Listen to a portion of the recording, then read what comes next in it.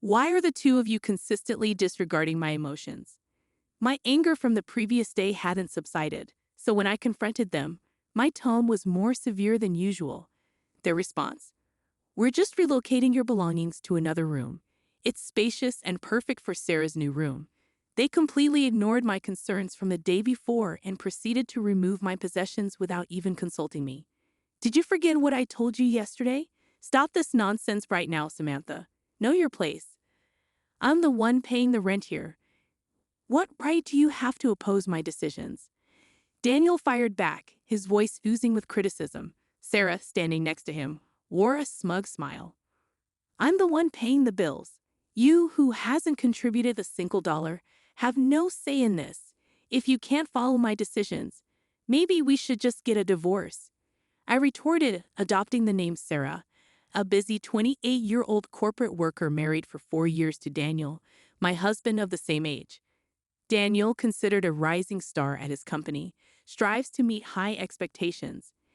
We reside in a fully renovated, somewhat spacious house, initially chosen with thoughts of a future with kids. Despite our ups and downs, we've always communicated openly, and I believed we were happily married.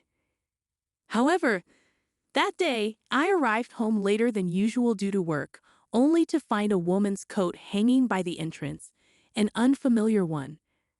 Opening the door to the living room, I was greeted by Olivia, my sister-in-law. "Ah, Sarah, long time no see. You were late, so we started without you." Olivia, 24, Oliver's younger sister, had always been a source of tension between us. Despite her achievements in education and career, she enjoyed looking down on me, often slipping condescending comments.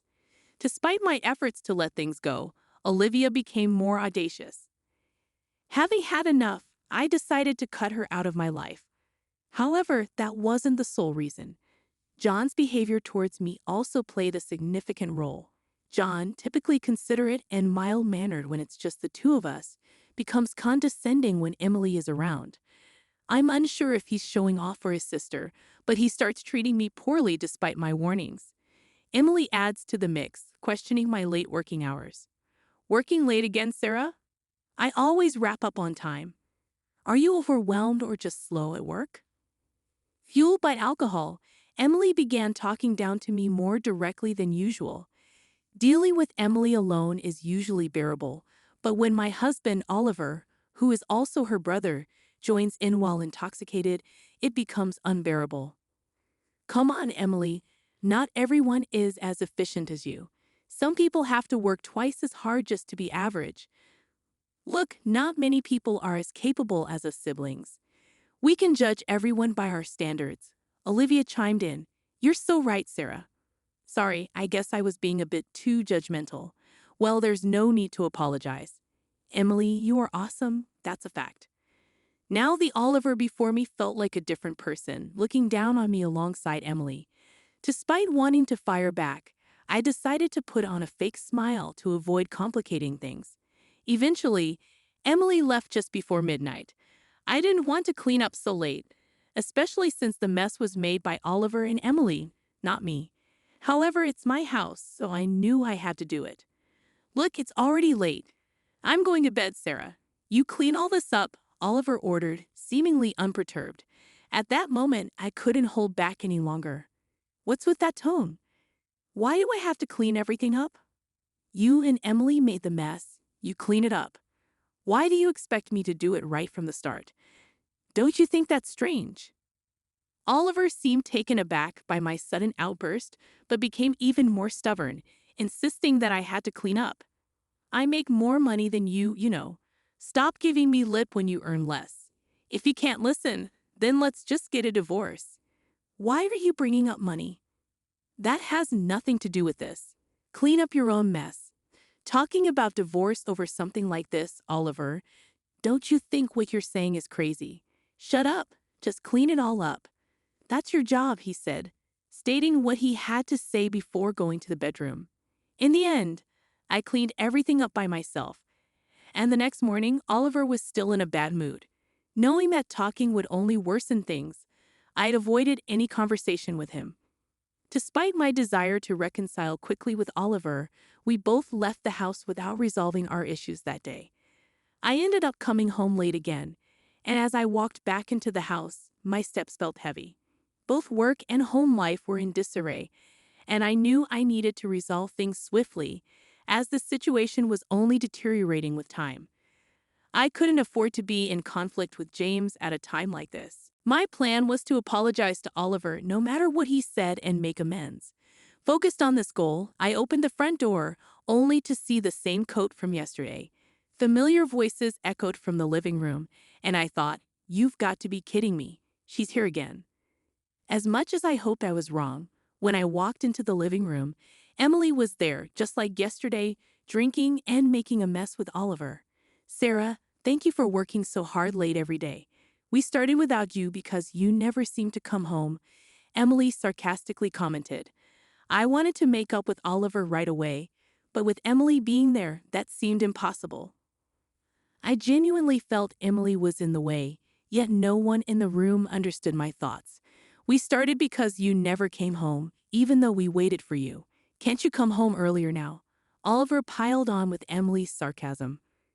I couldn't understand why I was being blamed for something we never agreed upon. Moments ago, I was eager to make up with Oliver, but now my spirit deflated rapidly. Why am I thinking so much for these people? This thought began to sprout in my mind. Unaware of my inner turmoil, Oliver said something outrageous. "By the way, Emily will be moving into our house next month. Make room for her by clearing out some of your stuff." Upon hearing Oliver's words, all my pent-up frustration exploded. "Hold on. What's this all about? This is the first time I've heard about this. Explain, Oliver." Oliver seemed startled by my sudden change of attitude, but quickly reverted to his arrogant demeanor. "Of course, it's the first time you've heard it. I'm just telling you now.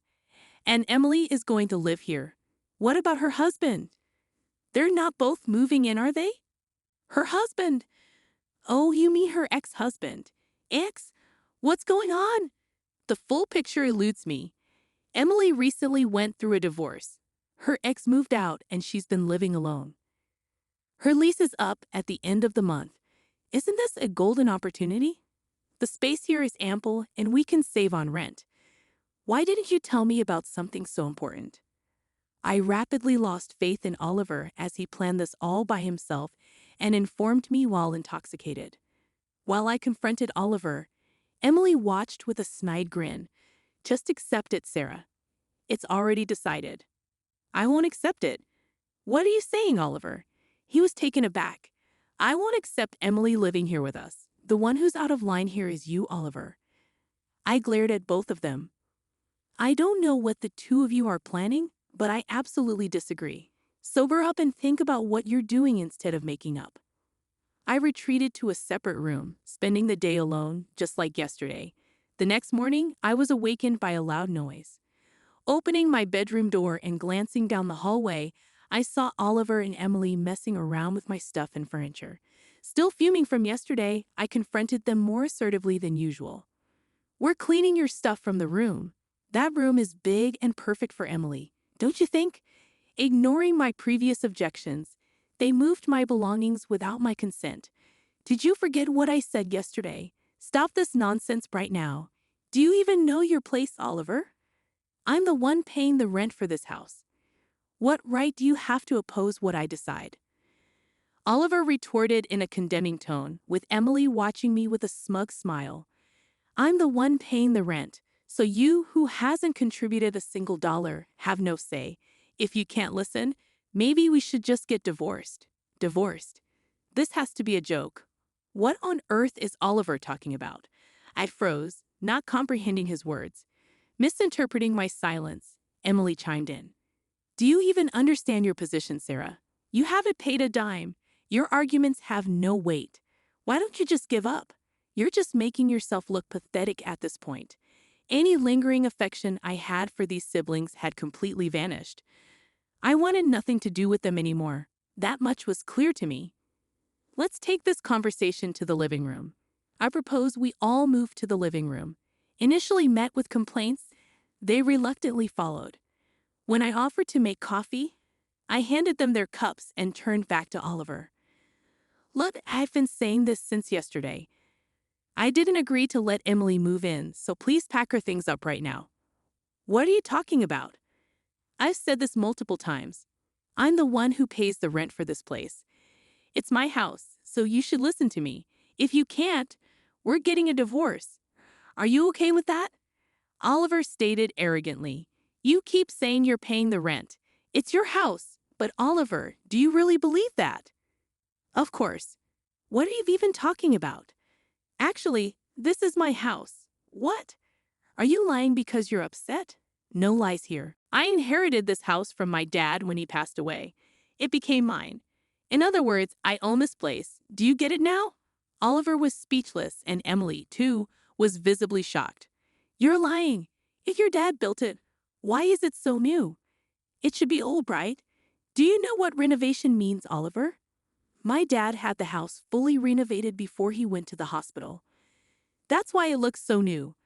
I never mentioned it to you because it was before we got married.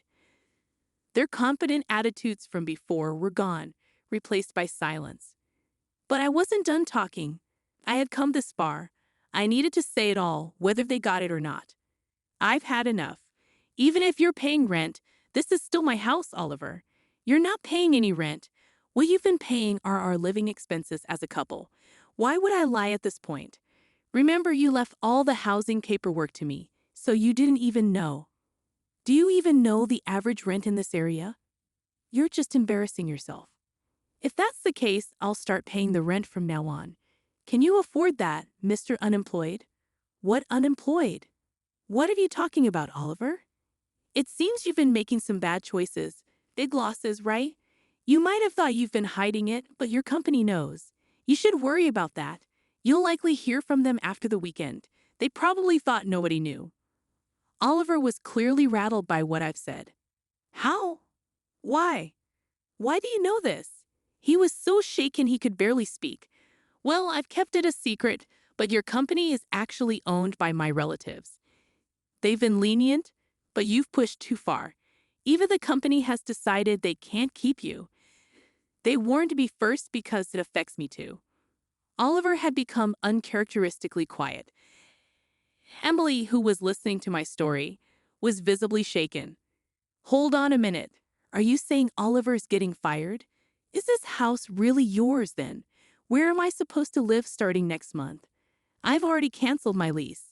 It was unclear whether Emily's questions were directed at me or Oliver, but she was clearly stunned, struggling to grasp the situation. This is my house, and I decide who lives here. At least for now. I can't live with you anymore, Oliver. Let's go ahead with the divorce you suggested. You can't take that back now. And just to be clear, I have no intention of living with you either, Emily. Where you live for the next month is none of my concern. Actually, just stop involving me in your lives. I wasn't sure if they were really listening, but I had said all I needed to say. From here on, it's their problem and I have nothing to do with it. So put my things back where they were. Once that's done, pack your stuff and leave this house. I don't want to see either of your faces anymore. By the end of the day, I had kicked both of them out of the house. The last time I saw their faces after that, I left all the procedures to my lawyers to avoid any complications. Oliver didn't make any fuss, probably realizing he had no choice. Thanks to that, the divorce went smoothly. I heard they both moved back to their parents' homes. Oliver ended up with a mountain of debt between the settlement he owed me and damages from his company. He seems to be working day and night to pay it off. As for me, I'm enjoying a relaxed life in the house I inherited from my dad. I plan to savor this freedom for a long time. I relished the newfound tranquility in my home, free from the tumultuous presence of Oliver and Emily. The echoes of their arguments and the tension that once filled the air had dissipated. My days were now marked by peace and serenity, a stark contrast to the chaos that had engulfed my life. The divorce proceedings progressed without major complications, and Oliver's departure meant a fresh start for me. My lawyers efficiently handled the legal aspects, leaving me to focus on rebuilding and healing. The house, once a battlefield of emotions, now embraced a newfound calm. Amidst this tranquility, I reflected on the events that led to this turning point. The revelation about Oliver's employment situation and the impending financial challenges he faced served as a stark reminder of the intricate web that had entangled our lives. The house, a symbol of stability, had witnessed the unraveling of our marriage. As I navigated through the aftermath, I discovered an inner strength that I hadn't fully realized. The decision to stand up for myself, to assert my ownership of the house, and to detach myself from the toxic dynamics brought a sense of empowerment. The weight of their burdens was no longer mine to bear. While Oliver toiled to overcome the consequences of his choices, I immersed myself in the peaceful haven of my home. The days unfolded at a leisurely pace, and the house, once overshadowed by conflict, became a sanctuary for self-discovery and healing. I explored new hobbies, rekindled old passions, and relished the simple joys of solitude. The absence of their presence allowed me to redefine the spaces within the house. I rearranged furniture, adorned walls with art that resonated with my newfound sense of freedom, and cultivated an environment that reflected my individuality. The house, once tainted by their disruptive influence, transformed into a canvas for my personal expression. As the seasons changed, so did the landscape of my life. I forged connections with friends, rekindled neglected relationships, and embraced a vibrant social life that had been stifled by the toxic atmosphere. The scars of the past gradually healed, and I emerged stronger, more resilient, and ready to embrace the possibilities that lay ahead. The legalities of the divorce settlement were resolved, and Oliver's debts became a chapter of his own challenges. My focus shifted to the future, and the house, once a battleground, stood as a testament to my resilience. The echoes of their voices faded, replaced by the gentle hum of a life reclaimed. In the quiet corners of my home, I found solace and a renewed sense of self. The journey of healing and rediscovery continued, and I embraced the freedom to shape my destiny. The house, once entangled in a web of conflict, now stood as a symbol of my triumph, a haven where I could write the next chapter of my life on my terms.